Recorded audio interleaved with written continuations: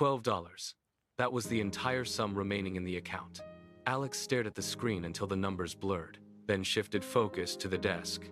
3 final notice letters from the electric company sat in a neat, red-stamped pile, their edges curling in the stale air. Alex pushed a half-eaten sandwich aside, the plate scraping against the wood. The room was dim, lit only by the harsh, blue glare of the monitor. Outside, a siren wailed, rising in pitch before fading into the distance. But Alex did not look up. The cursor blinked on the screen, a steady, rhythmic pulse that felt like a countdown. Alex opened a spreadsheet, fingers hovering over the keys. The silence in the room was heavy, pressing against the walls. Alex typed a single line of code, paused, deleted it, and typed it again. The movement was mechanical, driven by the need to fill the void left by the empty bank account. Alex leaned into the light, eyes locked on the terminal. The first rejection email arrived at 2 a.m. Alex did not blink. A single click closed the tab, clearing the screen for the next attempt. Alex reached for a technical manual borrowed from the library. The pages were yellowed, stiff with age, and smelled of damp paper. Alex flipped through the brittle sheets, found the paragraph on data structures, and flattened it against the desk. The work began. Fingers moved across the keyboard in a steady, frantic rhythm, transcribing logic into the coding environment. Alex ignored the cramp in his wrist and the ache behind his eyes. Every line of code was a bridge built across the dark. By 3:30 a.m., the terminal was a wall of text.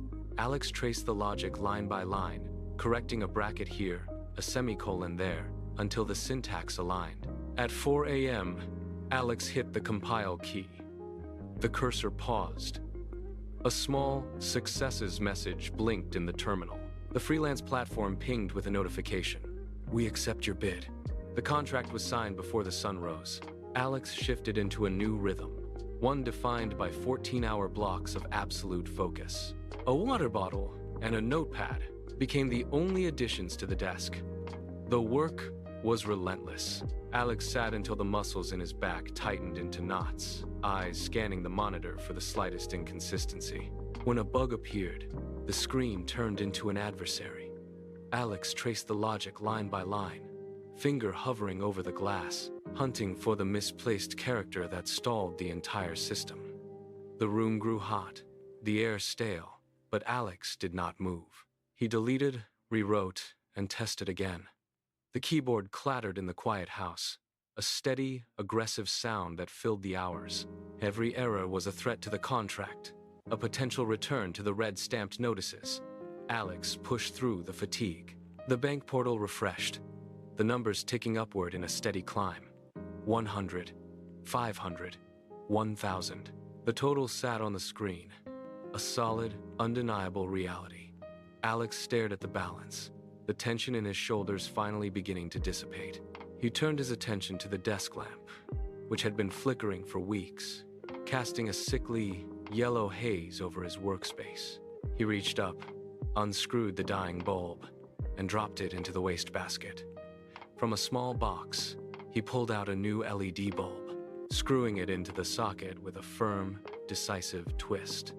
The light snapped on, flooding the room with a sharp, clean white glow that stripped away the shadows. The corners of the room, once dark and oppressive, were suddenly visible and clear. Alex pulled the red-stamped utility notices from their pile. He did not hesitate. He fed them into the shredder, watching as the paper turned into confetti.